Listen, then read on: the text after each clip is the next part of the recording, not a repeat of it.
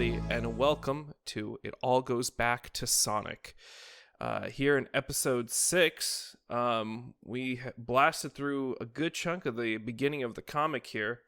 My name is MegaFire, and with me are my co-hosts, Harvek, Dorko for you, and Bob. And this week, we've gone through about 8 issues. We read through Sonic the Hedgehog 34 through 36, the Knuckles mini-series, which is 3 issues, and then Sonic the Hedgehog 37 and 38, in that order.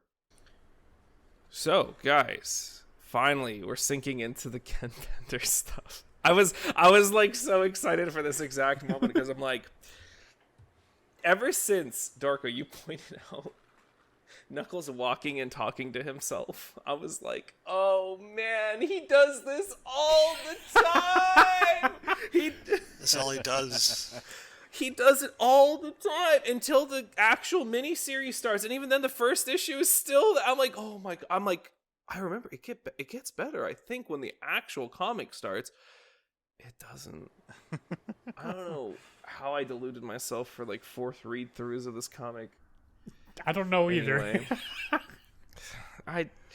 I think it's. I always think about the big picture stuff that I liked, and I don't think about the minutia because it's like maybe I'm just like going through it. Like, anyway, Bob, me. Tell us about what we read. I'm jumping right ahead of myself because I'm just like putting my face in my palm like, ugh, I can't believe I began this podcast defending him immediately out the gates. I should have waited. I should have outed myself. What have I done? What have I done? What did I do last night? Okay, so we did issues 34 through 38. In between that, we also did a Knuckles miniseries. That's right. I think it was called Sonic's Friendly Rival Knuckles Econ or something like that. So you start off at 34. Here are my notes. Freedom fighters get the word that Robotnik plans to release an army of combots to war. They're like SWAT bots, but better, apparently. Sonic, Uncle Chuck, and Dog Mutsky break into Robotnik's headquarters, but unfortunately their plan to stop him is cut short. And because of Chuck and Mutsky's robot status, they're vulnerable to mind control. So Robotnik drives a tank with his army following behind, with his prisoner of war Sonic duct taped to the tank. The freedom fighters are trying to get away and take shelter, only for Robotnik to intercept. That was one of my favorite scenes. I lost where I was looking in my own notes because I looked away for 1 second. Well, I'll give you a chance to recalibrate because I wanted to just point out that Sonic being taped to the to the freaking the tank. I don't know why that killed me. I was dying laughing at that. I've read it a few times and somehow I never quite like processed what was happening until I like just this read through. I was like, wait, he just straight up taped this man to a tank and was just like, yeah, your friends can try and stop me, but then they'll have to kill you too. And I'm like, damn, Robotnik really isn't messing around. Robotnik's in the back just like, witness me! Witness me. He also just becomes an American general. I'm putting a screenshot from one of the panels because he just becomes an American general. And I think that's really funny. To continue what I've been mentioning before, this very much feels like an Adventures of Sonic the Hedgehog Robotnik plan. I can see it now. Straight up to him dressing in a different costume for it and everything. So this story was written by Desers, and he I noticed that he likes to do a lot of like he introduces a lot of characters, even though it's like, I mean, the combots aren't really characters, but he introduced a thing. Is what he introduces like new things, and I feel like typically, and we'll see this a little bit later, but typically the things that he introduces are kind of like only really he uses. I feel like this is like a theme that we'll see a lot in the beginning of the comic where writers will introduce their own stuff and then just kind of keep using them again, and then very like far out into the comic or like many issues out, other writers will then utilize those characters again. But like for the most part in the beginning of like an introduction, it's like only that writer will use that character. And I guess it makes sense because maybe they're just like, well, the character isn't fleshed out, or like maybe a writer doesn't like a character that another writer introduces, which we know that happens later on. But I quickly, before we keep, I wanted to point out that new artist for this one, which actually he doesn't appear that often. Brian Thomas, I think his name is.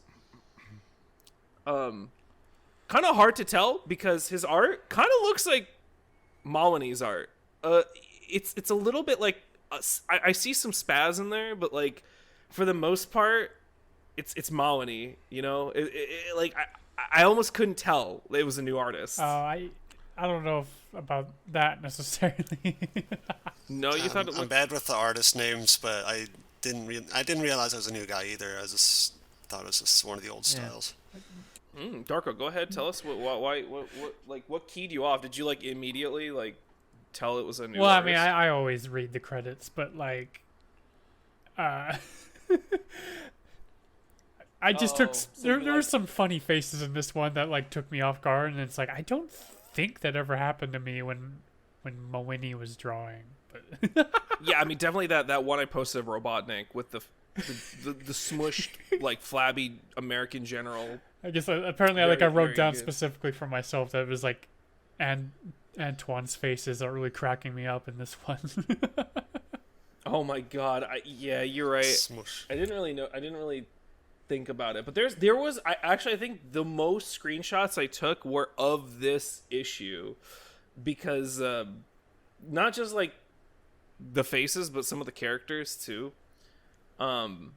I really like this art style. It's something about it reminds me of like Chip and Dale Rescue Rangers, like the comic specifically, or like I guess some of the cartoon too, but like the old comics and the old cartoon. Maybe it's just me. I don't know if you guys. All right. Anyways, go on, Bob. Sorry about that. So we brought up duct tape Sonic, by the way, and I had this visualization of like Robotnik playing Tears of the Kingdom, and he just takes Sonic with the old hand and just glues him to the one of the contraptions. By the way, Internet, that game came out between the last episode and this, and we've been busy. Yeah, good times. Anyways, behind the scenes. Now we outed the timeline. The gang. When we're the gang gets intercepted by Robotnik trying to get away, but suddenly the combots, they suddenly walk themselves off a cliff thanks to the tampering of Uncle Chuck. And by the way, he and Muskie, they faked the mind control all along thanks to some nanomachines planted by Rotor at the end. So we got the plot of Metal Gear Solid 4. I really like this one line. So the way that the group finds out the combats are gonna assault the Great Forest, to be very clear, is that Dulcie the dragon appears again, and she just like happens to be spying on them, and I took a screenshot of her flying away with a line that's just like, "I've got to warn the freedom fighters," if I can remember what Robotnik said. I thought to myself, me trying to remember things to use as content in this podcast.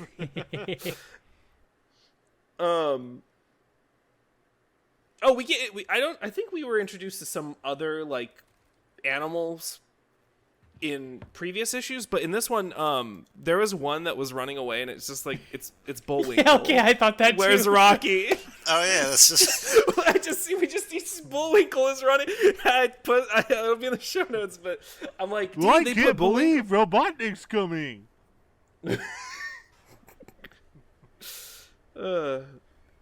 Yeah, I mean,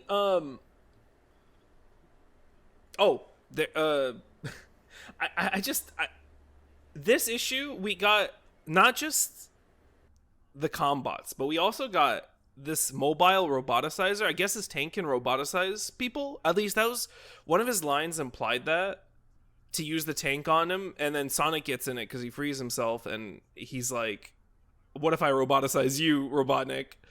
I just want you guys to remember that the fact that Robotnik had a mobile roboticizer, and then also the fact that there was a prevention method for robot mind control.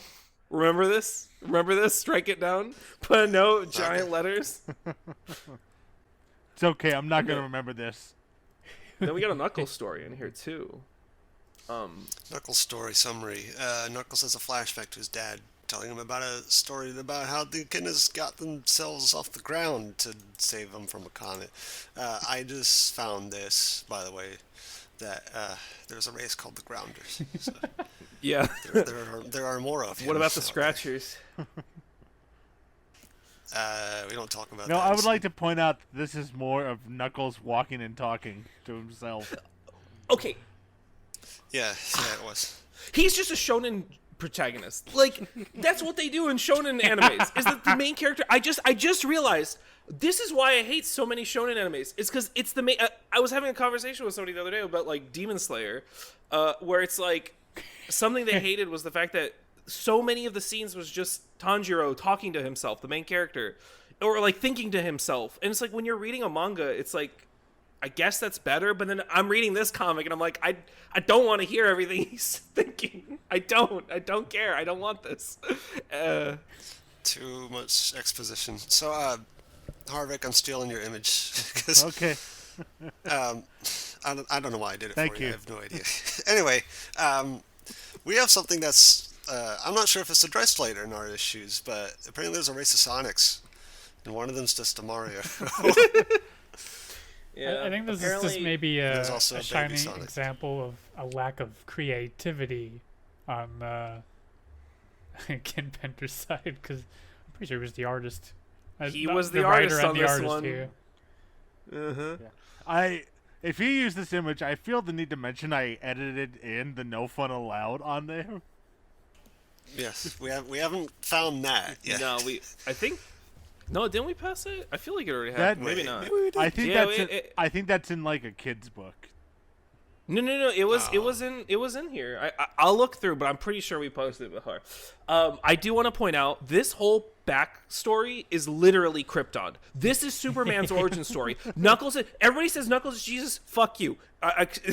He is Superman. He's Superman. He's literally. This is his whole race. His whole race is almost. I guess they didn't get away, but. They save themselves from a meteorite, which down the line does, I guess, cause them to get extinct. But there's a meteorite coming. They're a super advanced society. The scientists are the guys who save them. They're hailed as the heroes. And then, it also So- the Batwing is there, as you can see. Not. You know what's sad? I can tell you exactly which Batwing that is too. That's the one from Batman Forever. Did that just come out or something? This is 1990, end of 1995. Let me I see. think. This is 96, I believe, what we're reading. Hold on. Maybe beginning of 96. Yeah, you're right. Yeah. Batman that's right. Forever released 1995. Yep. Yeah. So was- then, So also, what you're implying is that Knuckles' dad is actually Marlon Brando. that's right. Okay. Yeah. It wouldn't be In the Kurt Sonic Russell Grams. yet. Yeah. In the Sonograms, they wrote that this was in the editors, comments.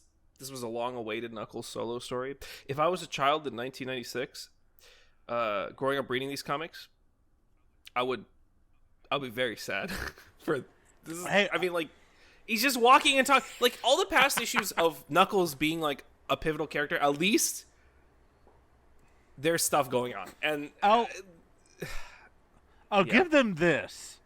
It's better than having that one-panel Knuckles story. I guess. which one was that? I forget which issue. It was a couple issues back where the Knuckles solo story was just one page. Oh, yeah, that's right. Where he just, like, looks inside of a temple or something, and he's like, damn. Or something. Exact quote. Damn. Except just like 95 more words added onto that damn. Yeah, Gosh. We do also find out that Mr. Spaziante here is the now official cover artist for the Archie Sonic comics since 1930, since issue 31. No, 1939. Wow. Yeah, damn, he's been drawn down. Sonic's been around for a long time. But he was officially stated as the cover artist, and going forward that would be the case. Which makes sense. So I feel like we don't need to mention the fact that he's going to be doing the covers, and sometimes Harvo will be doing. I believe he does the inking or the colors. No relation. No relation. No relation. All right, and that's 34. All right, Bob, keep unless anybody has anything to add on this one. But... I don't think I do. So 35. Sonic collects his 1 billionth ring, which causes him to meet up with the ancient walkers from, I don't know if that was their exact name or that was some sort of nickname that Sonic gave him, but it's the ancient guys from like way back in when. the Tales miniseries. I think that was officially the name. Yeah. Mm-hmm. After throwing Sonic around and speak to him in riddles, Sonic finds his way back to reality, hoping to find the origin of the rings and the Chaos Emeralds, and that's all he wrote about that story. That's all that really happens. Yeah. No, something does really important happen. He gets just clobbered in his nuts. Sonic just gets annihilated. Oof. So can I mention how this issue starts with just a normal Sonic the Hedgehog game? Oh yeah, that was actually one of my notes.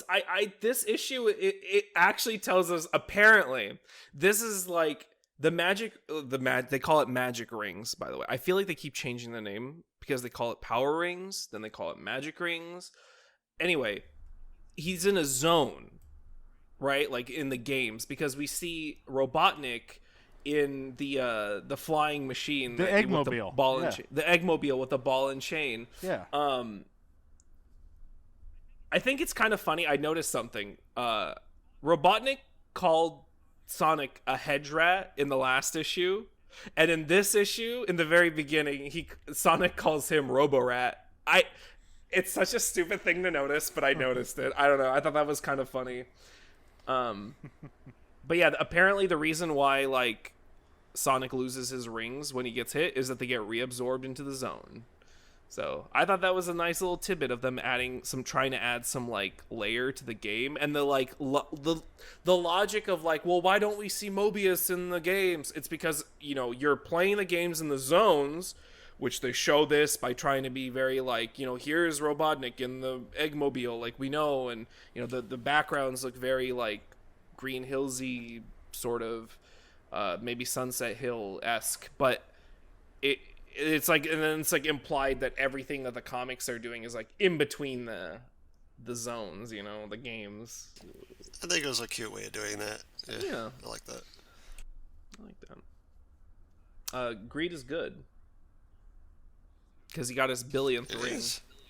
Oh yeah, so you're a billionaire now, Sonic. Fuck you. Yeah, and then they're like, oh, one of the gods wears like a Mercedes Benz necklace. I thought that was kind of funny. I don't know why. So I thought it was like a peace symbol, but it's not right. It doesn't look like a peace symbol at all. I just noticed that. You're right. Yeah, he's literally issues 35 brought to you by Mercedes Benz. So remember in like issue 2, I think it was, how they got Supersonic perfect? They only had the 7 yes. Chaos Emeralds. Sonic got 50 rings. Turned into Yeah. Supersonic. Yeah, now he falls into an ocean of Chaos Emeralds. It's okay. It's the God realm. Yeah, it's not real. I just like wrote that off in my head of like, well, I guess it's just Okay. like some godly ancient being or whatever. He can probably do whatever he wants. All right. Yeah. This actually made me think of something that only came out a couple years ago. No relation, but have you guys seen the show Loki? I saw some of it. All right, We started watching it together, didn't we? No. I don't. No, we didn't. I've seen one episode. I think that was the but one then that was episode we it. watched I together. didn't care. All right, I was so just like, whatever. I forget what episode it happens in, but at one point, Loki breaks out into like the TVA, the time stream cops, essentially. and he runs into this office area, and he's like looking for like a weapon or anything he can use, and he opens a drawer, and the drawer is just filled with nothing but infinity stones, like hundreds of thousands of infinity stones. Oh, yeah, that was like in the first episode. I remember that. Yeah. Because, like, they're so worthless in, like, that world, you know? And I'm like, it just popped in my head when I saw Sonic drowning in Chaos Emeralds. His eyes turned into a Chaos Emerald. They're like, oh. Oh. Also, they mentioned Cal and Al again. Yeah, they did. They're important characters. Like, man, like, not only the mention, but how much I don't like this story. It reminds me a lot of the story when those two were introduced. It's like, once again, Sonic's just being tossed around, up, down, all around, and I'm personally not having a good time. Yeah, I did not enjoy this issue. Up and down and all. It's Mike Gallagher who wrote this one. Also, Robotnik should be dead by the end of this. Oh, yeah, Sonic gets launched back into the zone after the gods are done with him and punctures through the Eggmobile, and it kind of looks like he should have shaved off Robotnik's ballsack and his butthole, but, I mean, I guess he's fine. I was thinking, It's like, a big target. I was thinking, like, through the stomach, but no, you go straight through, like, the balls and stuff. I mean, he goes kind of low. Not, like, low enough to be, like, past... And I guess he's sitting, too. You have to remember actually, that. So hold on. Before we go on, I just noticed this because I have the comic open. Robotnik is reading a Playboy right before Sonic returns. No way! Yeah. They didn't put Playboy in there. Wait, I didn't see that. It's Playboyle. Okay, Mike Gallagher, you're cordially invited to the podcast to explain your decision. Or was it Mr. Matt? Was it Dave Manick? Who did this? I want to know. How did you get away with that? How were you allowed to do that? Oh, you know why? Because this was the last issue that Scott Fulop edited. So he just didn't. They're like, uh-oh, Scott's away, time to play.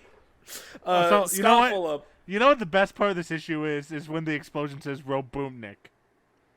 Roboomnik. Yeah, the sound effects are nice. The little what is it called? The onomatopoeias that they use are usually pretty cute. I'll give them this. When the rings are disappearing early on, there's little music notes where the rings are disappearing. Oh, I didn't notice that. And I believe if I were to take a guess, if you put that music note where it belongs in like the musicals, I don't know music, don't mind me. The scale. I'm talking out of my ass for this, but I bet he meant it for the ring sound effect. It's possible. That'd be good. I think that's cute. Nice attention to detail. And this isn't the first time we've had that. Remember that one, the Sonic CD one, where they basically like drew out the montage of him going through all the levels? Yeah. That was really good too. I think that Mike Gallagher, maybe at this point, or Dave Manick, either or both of them were probably like actually having chances to play the game. As we know, there's a lot of instances where they didn't get to play the games before they do the adaptations and stuff. So it's probably like, it's safe to say they've probably immersed themselves in the games. Yeah. Yeah. I do also want to talk about the second half, so. Oh yeah, go ahead, Bob. Yeah. Okay, so it's more dad tales. A kid and a scientist compose a way to connect the floating island back to the Earth. But Judge Knuckles said no due to safety concerns. So one of the scientists, Dimitri, is very mad. It snatches. Was it a Chaos Emerald, or they called it something? Chaos Siphon. The Chaos Siphon. He gets mad and steals the Chaos Siphon, which he invented. I can't tell if he's he's deliberately getting his god powers, or if he's just trying to like, fuck this, I'm gonna go for it anyway for science. But anyway, he does this, blows up, but he didn't actually blow up. He just shattered some emeralds and gained their powers. And he makes an evil tower in his image. Yeah. Important to note that Dimitri is the brother of Edmund, who is the great the line starts for Knuckles' family with Edmund. So Dimitri is his great uncle, great uncle. Uncle Knuckles. Gunkles. I actually did forget to mention this in the last Knuckles issue. I was misremembering. That's where I had the problem with the Chaos Emeralds, because they get a dozen Chaos Emeralds. Right. Wow. That did happen. It's a baker's dozen. a double baker's dozen. Wait, doesn't that make it more? Hold on, it's a half dozen. Shit, I've ruined it. It's that means there were 12 Chaos Emeralds on Floating Island. Excuse me, I almost said Angel Island. It's not that yet. Yeah, it's still the floating island. I meant to ask. They keep calling it Floating Island, And we'll keep calling it Floating Island by Jove, because that is the name of it. Don't disrespect the name of the floating island, fellas.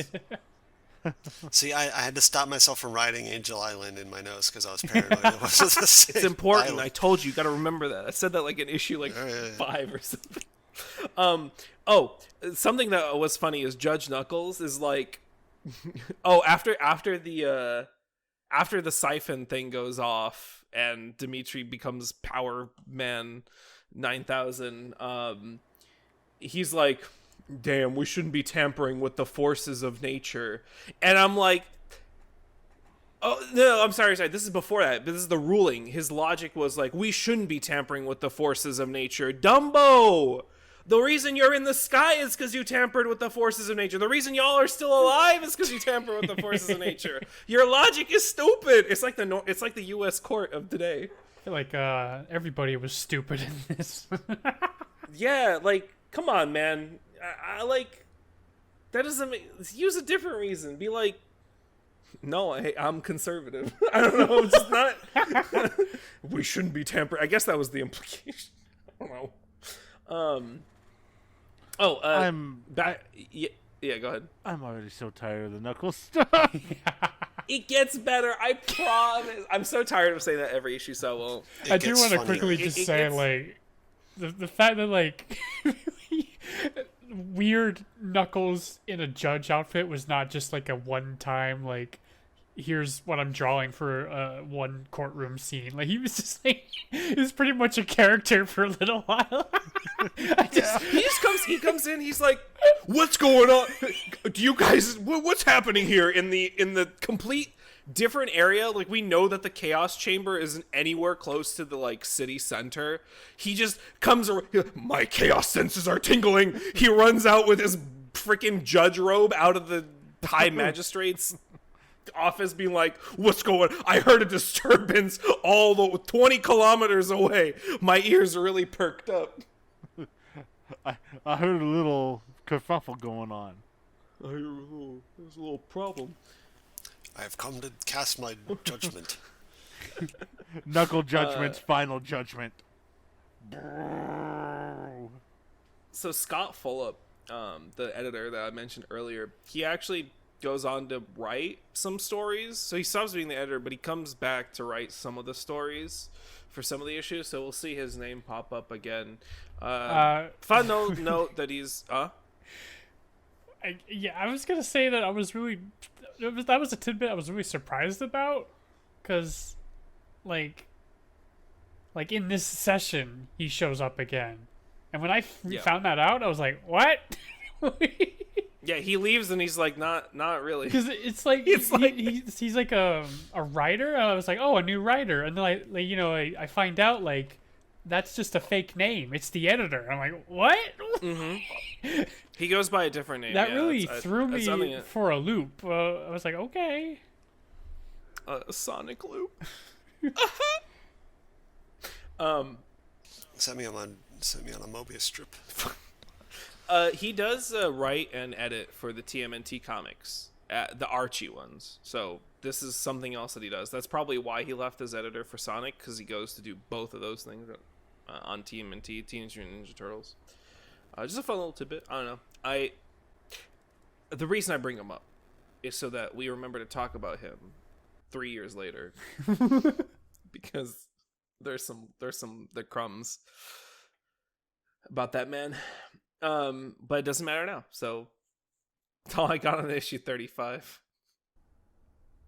Go ahead, Bob, for 36. Okay, so the 36 is when the Freedom Fighters find a night in outer space. What?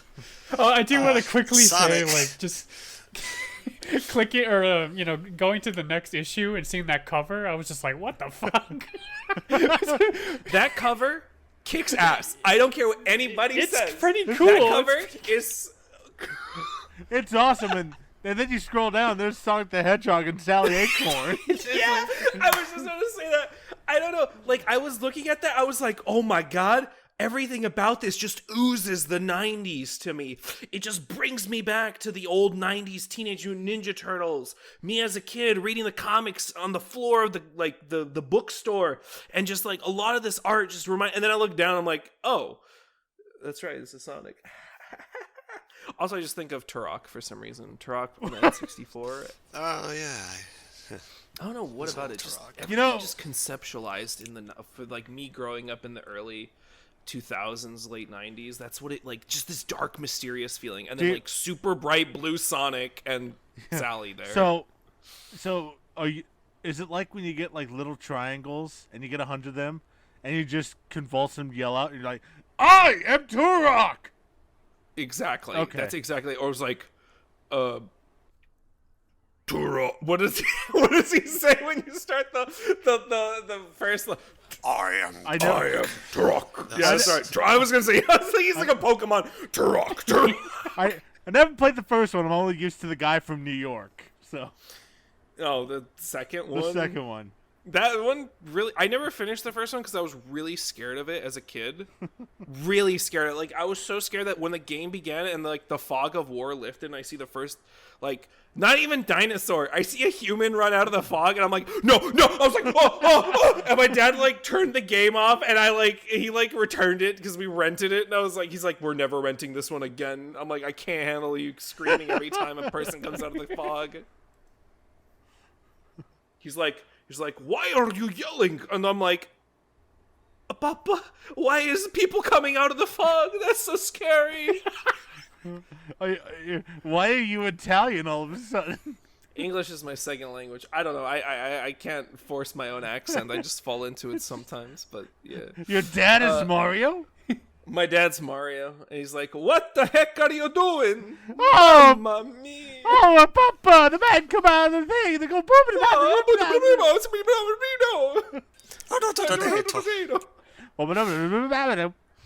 Anyway, that's exactly what this cover reminds me of. Yes! These exact memories. I wrote it down. Oh, sorry to interrupt the summary. Go ahead. It all goes back to Sonic and Turok. It all goes back to Turok. Yeah, it does. Our new podcast. It goes back to Turok and then back to Sonic. All right. Let's talk about this issue. All right, so yeah, enough about this cool Turok shot. We gotta talk about Sonic. So Sonic tries to explain, I didn't see anything like this in the zone I was in, or something weird like that. And then Rotor starts explaining alternate universes, and none of it made any damn sense. You sitting down with your Marvel friend. Enough about that. Robotnik is found to be emitting volatile magnetic fields, which allegedly are having an effect on the zone where King Acorn is, the guy that they're trying to find. And that would be bad, because they don't want to kill him. So Sonic shows up to Robotnik and intervenes, but perhaps he shouldn't have done that, as Robotnik responds by saying he's just doomed everybody. He wants to destroy the aforementioned zone because it's going haywire and wants to engulf the rest of the world. So he gives Sonic a device to enable him to go in and out of the zones to save the king instead. Thanks, Robotnik. My hero. As the freedom fighters jump into the zone of silence, they're intercepted by the knight or whatever that we saw earlier. But he's revealed to have been King Acorn this whole time, who does not seem to remember who he is. The fighters are in a losing battle, or are forced to make a jump out of the silence zone without King Acorn. Oh, excuse me, it's called the zone of silence. Actually. So, can I mention that Robotnik looks especially, like, pudgy in this one? Mm-hmm. You can. Okay, Robotnik he looks does the Pingus especially face. pudgy. His legs are so tiny in this one. Who did this? Oh, so I don't know why, because Maloney is drawing it again, so it's like not a noob. Ken Penders wrote this one, by the way. Yeah, I could feel it. It's actually kind of interesting because it's like he just goes off about how the Zone of Silence is different from the one in issue 24 and 30, and I'm like, damn. It comes across as him going, no, this is how it is. Yeah, this is the real Zone of Silence, which they do stick with. I'm waiting for like in 10 issues. Like, no, this is the real Zone of Silence. Okay, so both Bob and I have linked 2 different panels of Robotnik lifting his hand up with a finger pointed up, and it's just his disembodied head going, actually, excuse me. Strive for dinner. Sonic, you've saved me. I don't know why there's so many of these. 2 is already too many. I think it's kind of nice. I mean, okay. This is one where it's like when Ken Penders is working with multiple characters, I think it's not too bad, because there was that interesting continuity thing of like the flashback where Robotnik is explaining like his takeover. Apparently the portal to the Zone of Silence already existed because he stole it from Kodos, who was the previous warlord for the Kingdom of Acorn. And you find out that, Kodos is planning to overthrow the king as well. That's why that exists. And then he goes missing. We don't know why yet. But I think that was interesting. I don't know. I think it adds a little depth. But also, the King Acorn looks like somebody took a furry art and then just kind of snipping tool took the head and put it over, like, I don't know, literally any other like American comic book man, because his head just looks like it's just pasted on that armor person body. He also has one of the best lines, "Witless female." He just slaps his own daughter. He obviously doesn't realize that it's his daughter, but just like that. What a line. Thanks, Ken Penders. That's all I got on that one. Yeah. I mean,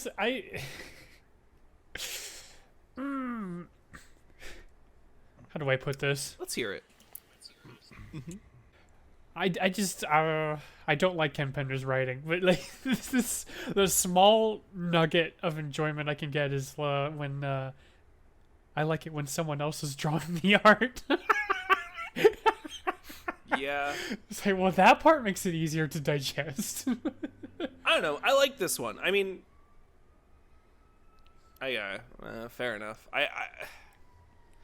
The whole there's just a lot of exposition. I guess that's the problem, right? Like, he just does exposition nonstop. Every instance of his writing at this point. Well, I guess just this leg of the comic, it's like been just exposition dumps. Maybe that is one way to. If you ask me, is too much. This issue started with. I thought this little thing was like okay, but the start, I hated it. It was just the night in space, and then they suddenly talk about parallel silent zones, and then suddenly Robotnik's emitting these magnetic fields, and it's like there's too much shit in exposition happening all at once. It just threw me for a loop, and I just thought it was a little jarring. No, I agree. I like the exposition. I guess I don't like this dude's writing. Yeah, I like the exposition. It's all packed into one 15 page. It's not even like the whole issue, right? It's just like it's like 25 pages, and some of it is the other story, and so this is like only 10, 12 pages, 15 pages. It's all packed in there. It's like I'm reading paragraphs of text from each text box, from each speech box. Admittedly, part of the fault is probably mine, because I read our thing in the last 2 days, so there's probably a lot more to take in all at once than I was expecting. But there's really not, right? But still, there's not that much that he's. All it is basically the first half is here's this really cool setup, and then here's why it's different than what you've read before, and it's just okay, great, I understand you want to make continuity a thing now, so you're kind of retconning stuff. Yeah, I didn't need 4 pages of it. You didn't need to go into a multiverse, just be no, we made a mistake, that wasn't the right style. I would have taken that. It's the 90s, I don't care I'm reading about Sonic fighting a knight in space. Like who? Like that is such a cool concept. Make it cool. Make it cool. Like the art's good. Everything's cool. Will is female. Come on. So Sonic and the Black Knight 2. Sonic in space fighting a knight. This is the original Sonic and the Black Knight right here. Yeah. So the Knuckles story. Yeah. Yeah, my point stands. I don't like all the exposition, but unfortunately, that's all we're going to have for the next few issues. In Knuckles Mini... Oh, wait, before we moved in that, in the previous issue, 36, this back half, because there's not really much to summarize. Basically, it's more backstory. They explain that they destroyed the Echidna city and all their technology because they blamed technology for all their problems instead of, themselves and their decision-making abilities. Okay, so they blow up the city, and I really like this because it looks like they just blow up all of their house. They tore down their city is the exact phrasing. A little homelessness builds good character, I guess. I really like the panel of everyone just decided to strip naked. Yeah, it's not just rejecting science, but also clothes, apparently. Judge Knuckles, no, you. By the way, we're discussing the Knuckles story that I've yet to summarize. Oh, sorry, Bob. Sorry, Bob. I thought you. Sorry, my bad. Not that we missed much, or did we? I don't know. It's just all exposition here.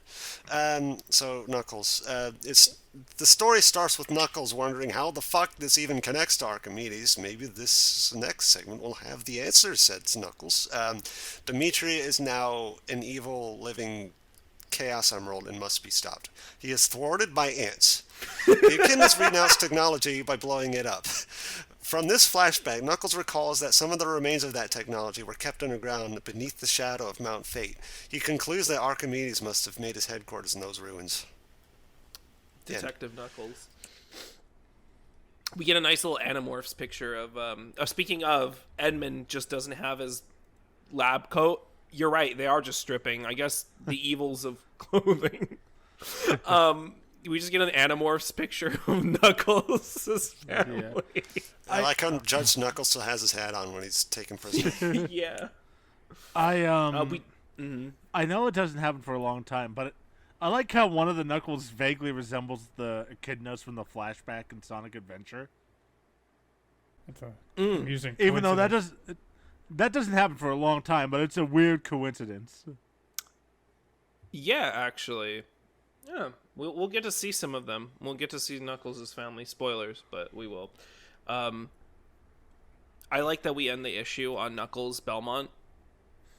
He just, like, the whole last page is just Knuckles walking and talking.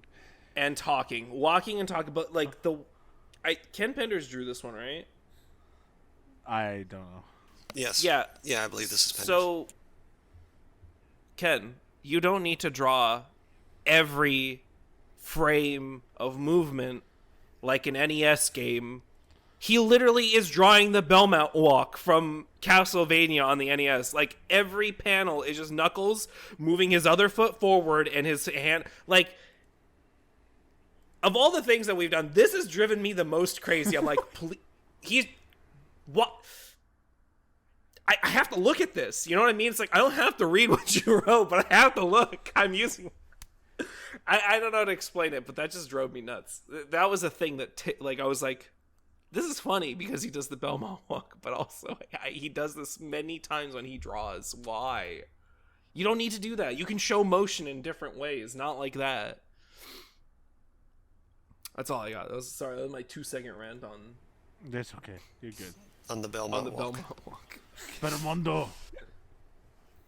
I want to play Castlevania, but it's just Knuckles doing the stupid Belmont strike. I think, Bob, can you just go through the summary of the whole mini-series and then we can talk about it? Sure. It might take a little bit. Okay.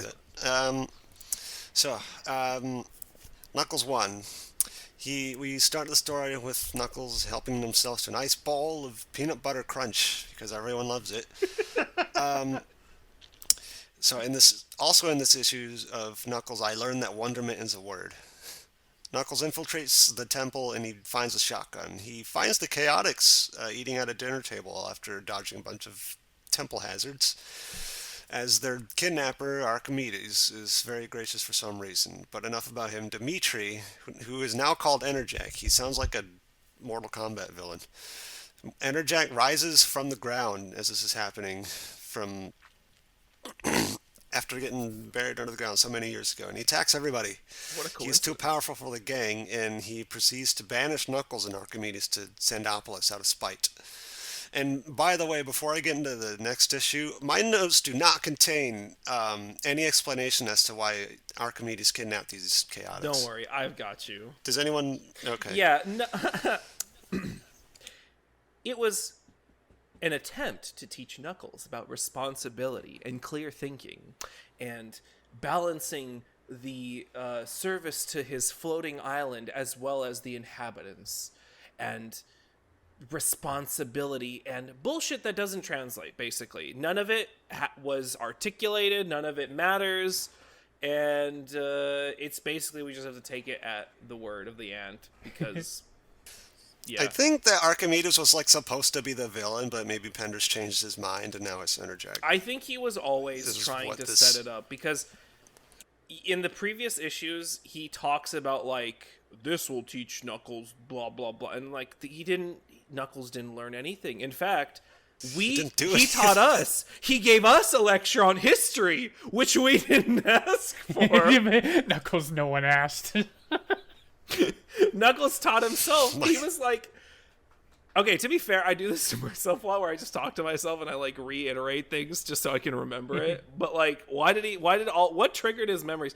Anyway, Archimedes wanted to teach Knuckles responsibility and about his role as the Guardian. But again, I don't feel like it translated well. Yeah, me neither. That's what he did. Mm-hmm. And he took time out of the Chaotix' basic schedule to do it. Thanks. Knuckles 2. Archimedes reveals that his ant tribe knew about the White Comet, and they had a hand in getting the floating island off the ground. The two heroes proceed through the desert and find an ancient city, which is actually a recreated Echidnapolis by the works of Enerjack. He fights through some robots, and at the end of the issue, he encounters the mind-controlled Chaotix gang. Issue 3, Knuckles and Archimedes are defeating the Chaotix. Enerjack then steps in during the encounter. Someone who I think is the guy, as I'm reading as the notes say, someone who I think is the guy on the computer who was watching Archimedes earlier, who was watching Knuckles on a computer, was able to complete some rocket engines that sent Enerjack away while the two are fighting. So it's kind of, my notes don't really explain how this actually worked out. They were just fighting on the rocket and it was going up, and suddenly there's like a hole in the floor and Knuckles escapes. Enerjack can fly, but he doesn't. He just takes the rocket out, and we're supposed to assume that he is launched into space, like he won't come back, but he will. Anyways. Remember, guys, the lesson is that unlimited chaos god energy is beat by the inertia of a science rocket. And the guy who is watching Archimedes watch Knuckles is Knuckles' dad. Just the thing they revealed at the very end. And sending Enerjack into space did nothing at all, as the issue ends with him laughing into space. I'll be back, idiot. He freezes just like the end of JoJo. Yeah, and that's about it for Knuckles series. Any thoughts? Yeah, I have a thought. Ken Penders really likes Star Wars, I think. I really like this, that there was an editor's note that happened at one point that was like, so that's what happened on page 5, and then also parentheses, I'm still trying to figure it out. I was like, this editor's note was... Like, we don't get it either, guys. It was so relatable to me, because there were multiple times where I'm like, what is happening? I don't get it. I still don't get what happened with the Oasis. Does anyone have an answer for that one? I have a guess. No. Oh. No. The Oasis? Do you mean like They on the way to when they're in the desert on the way to the temple, they actually come across an oasis, and they walk out and they don't say anything more, and they're like, oh, maybe it was a mirage or something. But no, they found stuff in the oasis. It just like actually disappeared. Yeah. I don't know what happened, nor do I know if this had anything to do with the plot later. They learned some kind of illusion trick or whatever to beat Energetic, but I forget if that was something they got from the oasis or just something that they figured out. So don't know. I have no idea what, like, I know now I know what you're talking about. I have no idea what that's supposed to imply, but I do like that Knuckles' dad appears in the sky with this giant ass face. It just gives me real Obi-Wan Kenobi energy for some reason. Like, I feel like Lion King. a lot of scenes. Oh, right, Lion Lion King. King. Or Lion King. But now that Yeah, MG you're said right, actually. Lion King, I was like, oh, now I remember what you're talking about. Yeah. Okay, Lion King. True. Yeah, that's probably a better comparison. At least he isn't talking to himself anymore. He has Archimedes. So there's that. I just realized I'm gonna just- I'm gonna slip every now and then. I We're like like the panels of Enerjack and Knuckles throwing hands. like but then introduce there's Harvek, no like, oh yeah, hands. that's Harvek, but sometimes I'm gonna refer to him as MG. I'm like, sorry if that's confusing. Right. Oh, something I wanted to point out. And Ken Penders is drawing this. No, this is Mawani's drawing. He does some really cool stuff in the first, actually throughout this whole miniseries, where it's like the fight takes place over the course of a couple pages, and it's like one continuous piece of art, or it's like multiple panels stringing together to form one cohesive like scene. And I think that's really cool. I dig that, and I don't think it has happened before in this comic until now.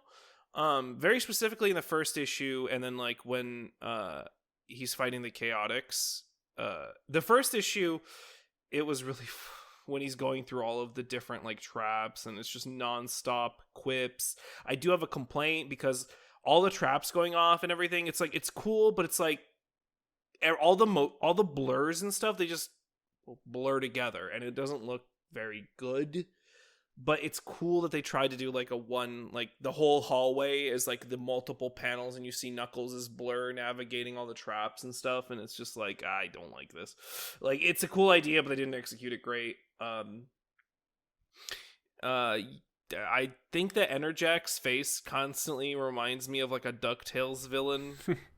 It's the weird ass beak that looks like a bird. Yeah. I wonder if that's an inspiration. It's a very strange face. I like that they put the mountain with the rumble. I don't know why, but the rumble, and it's just like a face. It took me a while to like. An image of me fighting for my life. In the It took me a while to get used to like the I guess gimmick going on where you have like this slightly wavy panels that are signifying that it's something happening elsewhere at the same time. When I didn't immediately get that, so I was like really confused, like especially reading the part with Knuckles outrunning a boulder, and the boulder collides with the wall, and all of a sudden the mountain explodes. I was so confused trying to piece together what just happened. Knuckles. yeah, I thought they like burst out the mountain for a Like, second. Knuckles is still okay, I guess. Like, Yeah, how'd he get out of that one? I mean, honestly, I'm still not entirely sure what happened, but okay. My echidna powers saved me at the last second. Also, I forgot how Enerjack even woke up. He just woke up. Yeah. He just happened to wake He up. just I mean, I guess there was like he was monologuing and saying like, I've been waiting and building up my power, and I've decided now is the time to awaken, or whatever. Yeah, I finally had enough fiber.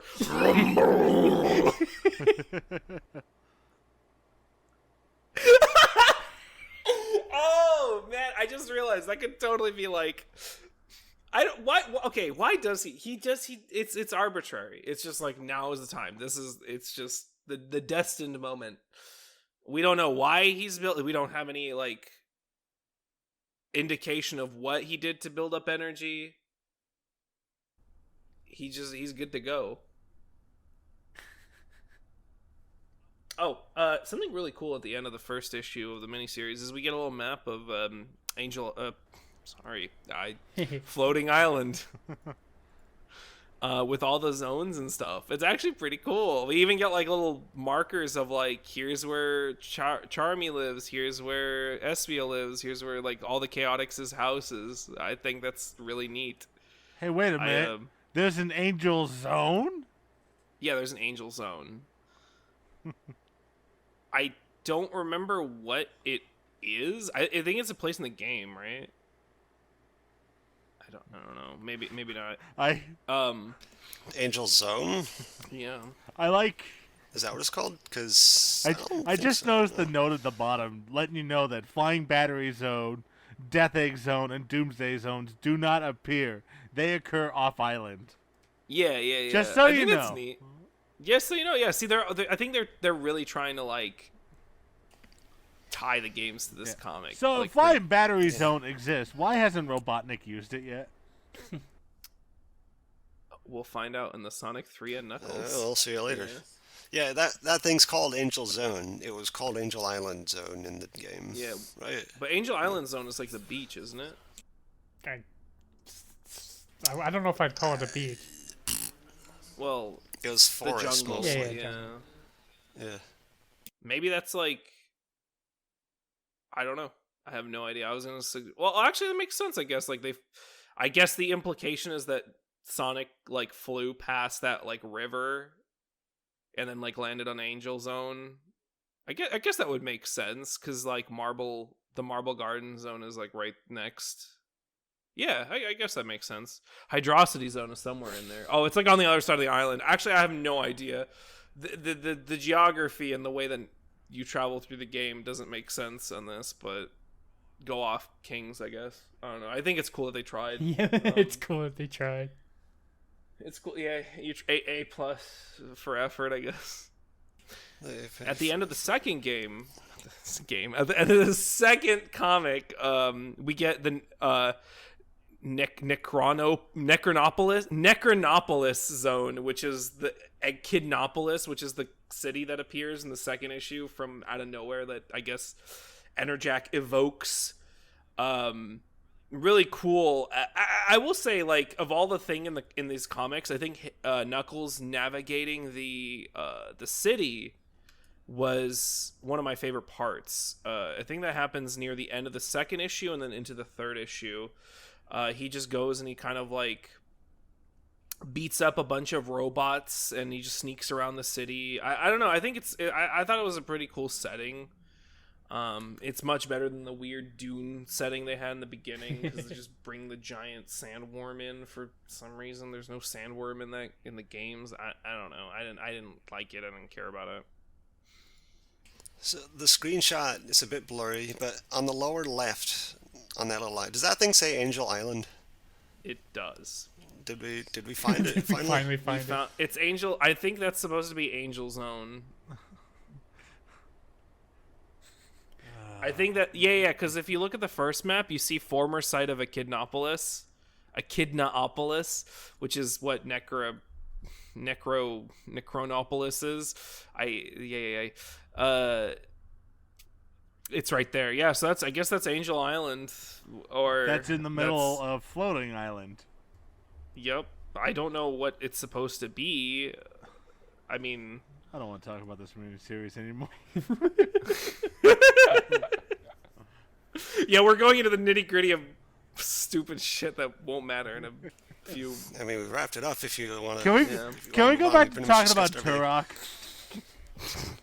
No. I do want to just mention that's the miniseries. Like my big disappointment of like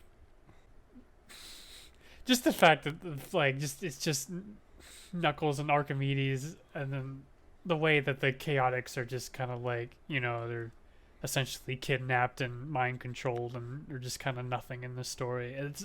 Twice. Yeah. It's really frustrating because it's just like to me it's such like a boring story, and it's there's like all these characters that were introduced that you could do things with, or have like a people Knuckles can talk with, but then you just don't really use them, and it's really frustrating to me. I don't know how else to explain it. I agree with you, and that was kind of goes back to what I mentioned before, where it's like they had that whole beginning second issue. Instead of doing the weird Dune thing with the worms, it could be them traveling and like Archimedes actually talking about like why he kidnapped, because they just sort of like I get like the their conversation was interrupted by Enerjack, but like just you have this time, just Ken Penders, right? Like, hey, this was why I did this to you, Knuckles. Like, give them some depth. He does some of this later on. Like, he gets better at being like, this is the lesson that Knuckles is to learn, and this is what Knuckles gets out of it. But like right now, it's just a bunch of like fluff where he's just talking to himself, but he doesn't really come to any realizations. You know what I mean? It's just sort of hollow words, history, and exposition.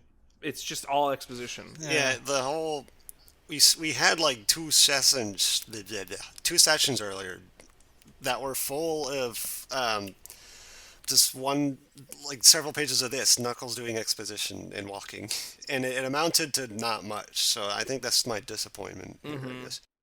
You're 100% right. Like, there's all these characters, and we've seen the Chaotix doing cool stuff. Like the Chaotix comic was really nice. I liked it. Each of the characters has, they finally have some characterization to them. So it's like you could do stuff, but for the mini, like I will always say like, okay, later on it gets better, because it does, in my opinion. Especially with this group of characters. It's just that right now, with this being like, I'm just going into it the mindset of like, I have just read this comic as a child. I'm like looking forward to realistically, a lot of kids probably didn't go like issue to issue to issue. They probably went and they were like, oh, the three miniseries are finally out, or like they back bought, like the bundles. If I was like looking forward to this, and then all of a sudden I read it and it's just like, oh, this was the big Knuckles story, because it's like so inconsistent. Like, I don't know if you guys agree or not, but like in our past sessions, we read Knuckles stories where Knuckles actually is doing things. I think they're usually pretty cool. Like, they're good stories. Like, they were just like fun, like, fights and encounters with Sonic and whatnot. I definitely like like how hard they dunk on each other, almost to the point where it's like almost vicious. But like with these, it's like you have a whole story to focus on these guys, this cast, especially with like Knuckles' dad. It's like they keep setting him up to be this mysterious dude, and you're just like, you're still leaving a mystery. You barely gave us Archimedes as a character. You haven't even fleshed him out, and then you're also introducing his dad. Like, before I was complaining like there's too much on one page. The same thing is happening here. There's too much in the comic without actually fleshing anything out. It's annoying. It's stupid. Yeah. I was kind of relieved when I like that. To talk about like the upcoming issues. Just the fact that it's like they were not solo Knuckles stories. I was like, phew. Yeah, I had to give us a little palate cleanser. Goodness. We get a Bunny Rabbit story. All right. I think we're done with the miniseries. That's that. So, Bob, give us the summary of 37. Uncle Chuck discovers a large-scale earthquake is about to hit Robotropolis. This is bad because that's where all of the people that get kidnapped by Robotnik and get turned into robots, that's where they're sitting. While Robotnik escapes and leaves his robot troops behind, the Freedom Fighters infiltrate the base so they can de-roboticize all the abandoned troops, so that they can leave and survive the quake. Sally is incapacitated by a rock, but thanks to Sonic and Nicole, she's carried to safety. Oh, and also all the roboticized people, they were brought into one room, and then Chuck flipped a switch, then turned them back to normal. Remember that. Remember that. That's important. These characters look cool. I like the art. Who drew this, Dorko? Who was the artist on this Brian one? Thomas again? Oh, Brian Thomas again. Yeah, I can definitely see the difference now on this one compared to like the first one that we read where he was drawing the 36, 34. I like how Rotor just has like a giant cargo plane ready to go. Yeah, man, dude, he's this big brain one. He's like, I know what to do. And like in the part 3 of the story, when the plane's flying away, there's no engines on it. It's just flying on like willpower alone, I guess. Oh my god, you're so right. I just realized, yeah, the rotors disappear on it. The turbines. Yeah. What's wrong with her face? Anybody else? What's wrong with Sally's face? Sally has some really interesting faces in this whole issue. I didn't really notice.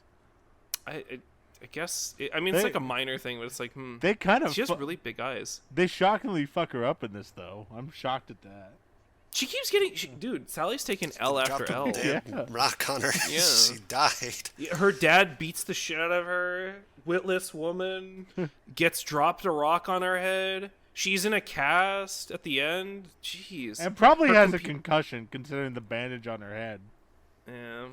She better stay away we get from some Nicole. Yeah. That's nice. I like that. Yeah, Nicole's been kind of absent for a little bit, huh? Yeah, I think they're going to start using her a little more next set of comics, which is good because she's cool. Neat. Love the little computer that helps. That's one of my favorite tropes. Yeah. How about the back half there, Bob? Little bunny. So bunny robot. It's a bunny robot story where her robot half is spreading to the organic half, and Robotnik sends a little holographic telegram saying, "Oh, this is part of the roboticization program, and you're gonna go full robot in like a day." And then Bunny escapes from town to keep from endangering everybody, but it was just a nightmare. The end. I like it. I actually really like this story. Yeah, it gives character depth. I guess I like the whole I gotta get away from my friends just so I don't. I was reading that. I was actually just, like, really invested. I was like, oh no. That was the most. Oh yeah, Dorko, I forgot to tell you. Halfway through the beginning of the comic, Bunny she gets absolutely murked by her robot body parts. That was like it's the most emotion I've felt so far reading any of these stories. Yeah. I guess it's safe to mention this the story and the art. New person, Rich Kosolski, did the art and the story for this one. So, it's cool because they do use this characterization for the future. So it's not like just a one-off thing. That's good. Yeah. Yeah. Her robot design is really good. That's pretty good. I liked it. Yeah, I like it. Yeah. Yeah, that's all I got on this issue. Yeah. Solid issue. I feel like the less we have to say about something, it's like, maybe this was pretty good. You're pretty good. Hey, you're pretty good. Next issue. 38. Return of the 38, Combots. we see Well, there they Pondering are. the orb. Combots. Finally, I've been waiting for these guys. It is the return of the Combots. We see Sonic, Tails, and Antoine in The Robotropolis. Combots? Yes. Fighting some Combots, and one blows up due to a lightning bolt and knocks out Sonic. When he wakes back up, he finds that his speed isn't there anymore, somehow. Without his trademark ability, he's unable to stop the Combots from capturing his friends. But fortunately, Sally's trainees... I forget their names. I think they're just called Sally's trainees. The pig, the porcupine guy, if you guys remember. Yeah, they make a return so they can team up with Sonic and rescue everybody. So thanks to Sonic's leadership skills, as he does not have his superpowers, they get to Robotnik. They break out in a fight, and Sonic regains his speed by acquiring 3 gold rings. That was all that was needed, apparently, and he saves the day.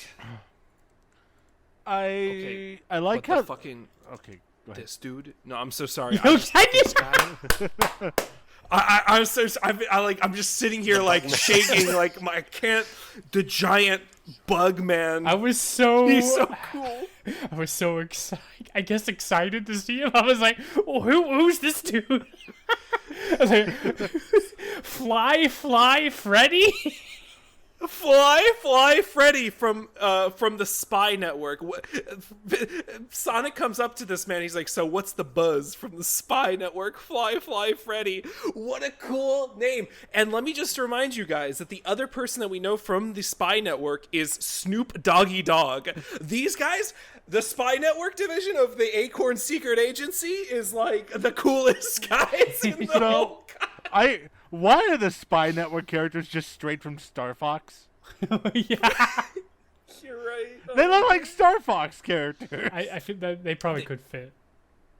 They're lankier. They like look more humanoid. Yeah.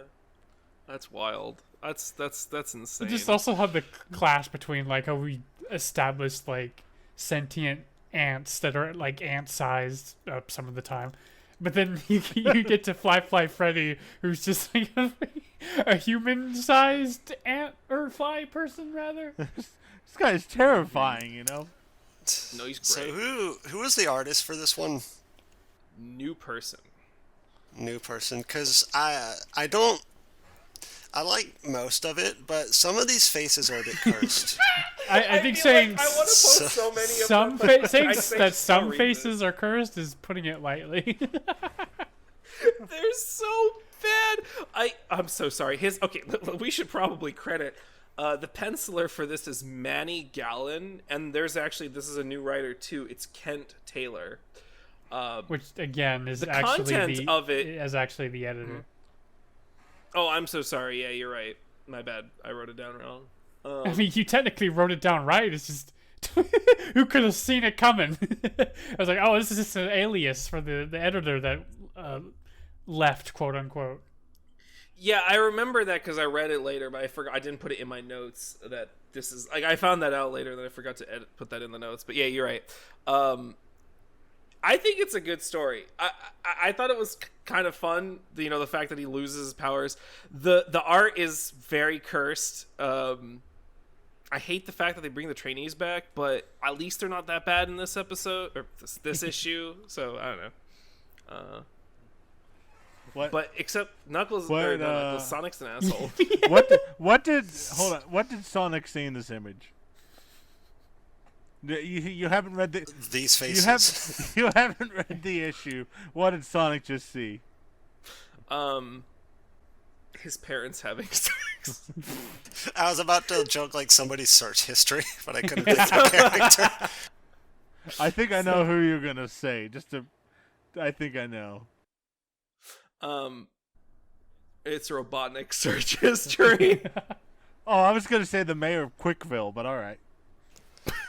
I should have said Penders. Oh no. Yeah, this is a decent issue.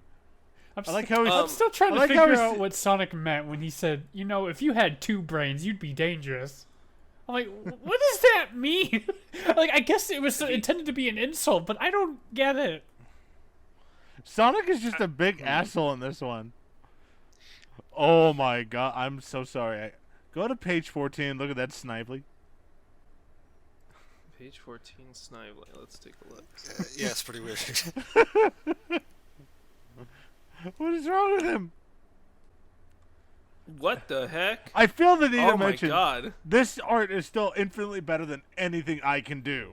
Look at all the screaming faces. I feel like this art, like some of these like faces, like these horror faces are like things I would see in some edgy guy's like fan art of like Sonic gore shit. Like looking at Bunny's face and it's just like giving me flashbacks to terrible like fan comics or fan art that I've seen in like the early 2000s. That is to say, the art's not. Somebody likes this art, I'm sure. It's not bad. It's art. I think there's panels here and there that don't freak me out, but there's good panels. Look at page 16, please, and look at look at Anton's face. Why did his face shrink? Wait, what is happening with his mouth? Did you say page 16? Page 16, like it's marked as 16 on the actual comic. So it's the one where Sonic is standing on the combat. Look at that Tails, though. Yeah, Tails. Okay, there are good panels for sure. There's definitely a lot of good ones. But as The they say, combats the stage is like as bad as his worst actor or whatever, and there's too much of like stuff like this. So this is not great. I'm sorry. I mean, we get Fly Freddy looks good. Snoop Doggy Dogg looks great. All the Robotnik scenes are very, very funny, but like not in like a bad way. I just love the faces and stuff. The combats look really good. Like the way they like even in the like fight scenes, they look really well drawn. See, I didn't even hate this issue because I think it's neat that they try to like make Sonic do something that's not speed. Like what are you without your best things, you fucko, and he saves the day. Albeit by just fucking grabbing 3 rings because that's all it takes to get his speed back, but still. Yep. Mm-hmm. Who's that mysterious person in the corner at the end? I actually wanted to post Just it. don't know. There's something about like the way it's drawn that really cracks me up. I'm in the comic too. It's so random and out of nowhere. It is pretty random. Knack the Weasel, like he's just in a little circle and he's just like we'll be meeting again too. Like what is he responding to? Oh, I guess because Sonic says we'll meet again, Robotnik. That doesn't make any sense. Anyway, whatever. I guess we're gonna see Knack the Weasel again soon, which is great. I don't know. Or will he be Fang the Sniper? I don't know. Oh yeah. We'll see what they decided to call him in the next one. The back issue is the backstory. I mean, of this issue is interesting. So, no. The Tails mini story. Bedtime Tails. Sonic's got a cold, and Tails is just the cure. Comic books. He reads Sonic a story about the freedom fighters, and they're in like some kind of outer space setting, and Robotnik is like this parody of Galactus, and he's trying to eat the world, and they stop him. They're not just in outer space. They are the Fantastic Four. Yeah. Like hence the Galactus thing. Yeah, Rotor is even dressed like the Thing. He doesn't have a shirt on or anything. Y'all notice that Rotor got a fucking bulge? No, I didn't. I didn't want to point that out. Would you like to notice? Because I can make. Hold on, let me just. You know what? I'm not asking anymore. I'm telling. No. Why he got a bulge down there like that though? He's even got a crease. Why? I have no idea what's happening there. It's so stupid. Sonic looks pretty happy about it. Who on the team decided, yeah, you know what? Let's make fun of the Fantastic Four. Was that like a thing at the time? Yeah, okay, if you haven't noticed, they've made so many references to Marvel and like DC Comics in like all these issues. I mean, that was the thing at the time, right? Like this is the 90s. I know, but even in the 90s, Fantastic Four wasn't like a big thing. Well, I can't like point exactly my finger on who in the staff, but a lot of the staff members for Archie also worked at Marvel. So it could be, I don't know. Like I think D'Agostino was a big person that did a lot, like a variety of Marvel stuff. I know I talked about one of them that worked a lot on like the more obscure stuff at Marvel, but I didn't do unfortunately I didn't do enough like research on like who could have thought of this. It's so weird. Like so weird. It's made for I mean, I guess people just read a variety of comics back in the day. Yeah. Nobody was hyperfixating like me. By the way, this is apparently the solo Tails story we were promised. Oh yeah, that's a good point. Oh yeah. Tails isn't barely in it.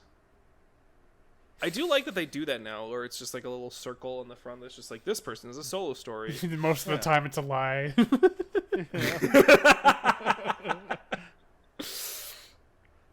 Oh yeah, they defeat Galactus with Twinkies. I mean, sorry, Twinkles. Yeah. 100% pure rubber, foam rubber. That sounds about right. Yeah, no. And that's about it. And then Sonic gets better. And then Tails gets sick. And then Sonic makes a Batman comic for Tails. And then Sonic gets sick again. And then Tails gets sick again. Yeah, so we get we have some cool stuff to look forward to coming up here, because we got some mecha based stories. We get the Mecha Madness special and then a setup comic for it. Mecha Madness is actually pretty neat from what I remember. I did reread this comic like at the beginning of the year. Not the whole comic, but like I started and then I was like, okay, then we're gonna start reading again. So I do remember enjoying Mecha Madness. All the mecha comics are pretty nice. So that will be something we cover in the next episode. But there was something I wanted to point out. I can't wait for Mecha Sonic to say, "I'll crush you." I'm so waiting for that. I'll crush you. That's yeah. Don't worry, we'll be. I'm not even gonna go into it. We'll be there by episode 900, I bet. Yeah. So I did want to point something out, and that is, it is the year 1996, and specifically in this time frame, Sonic Jam was the game that was like out at this point, and Sonic OVA had just aired in Japan. In 2 episodes. So in Japan it came out in episode form. In the US we'd get it in 1999, same day that Sonic Adventure drops on the Dreamcast. So we're a ways off from that, but I'm kind of wondering if anybody in the staff like looked at anything in like if they got a preview of it, because in Sonic Jam what happens is that there's like a theater in the game that advertises the upcoming Sonic movie, which was Sonic OVA. And Sonic OVA will have some like stuff that's kind of reminiscent of the comics. We're still a little ways off, so I mean we're gonna have comics that come out between now and the release of the US release of Sonic OVA. But I thought that was kind of interesting. Like we don't really have a ton that is out, right? Like for Sonic content like in this year. We get what came out in 1996, like Sonic 3? No, that was before, right? I don't remember. I don't remember. I don't. But yeah, I mean, Sonic OVA is the only big thing that I can think that I like saw. So I thought that was kind of interesting. Yeah. Yes. Yeah. Okay. That was the last issue. For any closing thoughts, fellas? I didn't. I kind of hated the session up until like 37 and 38. Pretty much. Yeah. Fair enough. There was good little screenshots and stuff, fun faces, but yeah, kind of. I think. Let me just apologize to the listeners at home for having to slog through this with us. I feel like y'all would enjoy it if you read it and saw what we.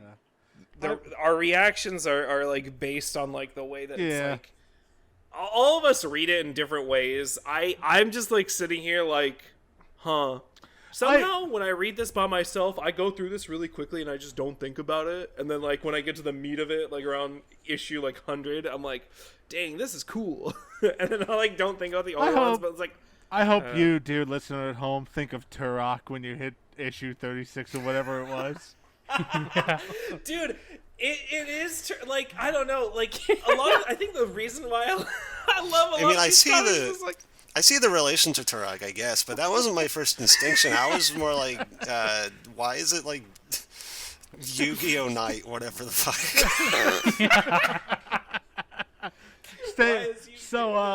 Stay tuned for our future Turok special. We're talking about Fire Night or whatever his name is. No, I'm so sorry. Turok is a good game. Go play it. Traumatize your children. I don't know. Turok 2 is really good. make sure you have your 5-year-old play with the cerebral boar. No, Turok 2 is not as good. It won't traumatize them. You have to put your child in front of Turok 1 on like a really like small TV and just give them the controller and leave them unattended and just see what happens. I'm probably the only one who got scared of the game because the humans. So that game's actually scary because if you can be in a quiet room in the game, not in real life, I mean, and when you reset Turok on the N64, it like makes a little raptor noise, and it'll probably scare the shit out of your kid if they don't know what's going to happen. So it'll scare the shit out of you too. Yeah, it did. Anyway. See, I knew I'm not alone. Anyway, issue 36 is the Turok special, the Sonic Archie comics. There's your connection. If you had told yeah, I me, said we I would be hated talking the about... session, but I appreciated the weirdness of that specific part. Wait, when did Turok come out? Like 97? 97! Oh my god! Sonic the Hedgehog inspired Turok! Turok the comic came out way before that, so I mean... Yeah, it's like a really old comic or something. It's a comic? First. Yeah, it was a comic first, I believe, yeah. Did Turok comic inspire Sonic the Hedgehog? There's gotta be a connection. I feel like I'm going insane. 1954? Yeah. I was joking before, but if like anyone's really down, we could absolutely do a Turok special, I guess. Yeah, Hell no. I'm too scared of that game. I've not finished Turok Evolution. Leave a comment wherever so we could do a Turok special. Yeah, leave a comment. This whole conversation reminded me that I have like Turok 2 on Steam and I've yet to play it. Is it good? Or... Turok 2 is fun. I like it, but I like don't understand the context of why I'm in a city now. Because I didn't finish the first game because I'm too scared of it. I've got to go back and finish the first Turok game. This is embarrassing. So no, yeah, Turok 1 is the one where you go to the Silent Zone and fight the knight in space. Yeah, Sonic shows up and you throw Sonic at him. See, I told you there's a connection. I knew it. It's exactly the Silent Zone. All that fog. Dude, if you walk out to like the place where it's just like the fog like in the skybox, then it's a zone of silence. There is no, I put the keywords in and there's no Turok and Sonic in the same like post or anything. I refuse to believe it. There's got to be something that triggered my brainwave. Congratulations. We're the first to mention Turok and Sonic in the same thing. It's because it's true. It's got to be. I refuse to believe it. It all goes back to Sonic. Thanks for watching it. Thank you. MegaFire, where are we going next time? What are our next issues? Our next issues are likely... I have to... Once again, as always, it's tentative. But we are likely going to be reading issues 39, which sets up the Mecha Madness special. So those two for sure. And then we'll read issue 40 and 41. Now, if I'm really feeling spicy, I may add in the Sonic Quest miniseries, which is 3 issues. But we'll double check. Likely, we will, because that should be enough content. But I mean, if we want to do a shorter episode, that'd be good too, with just the Mecha Madness stuff. There is one more issue we will be reading, just so you know, and it's Turok, Son of Stone from 1956. All right. Thank you, everybody, for joining us. We're not doing that. Thank you so much for listening to this madness. It all goes back to Turok. I am Turok! See you next time. Bye.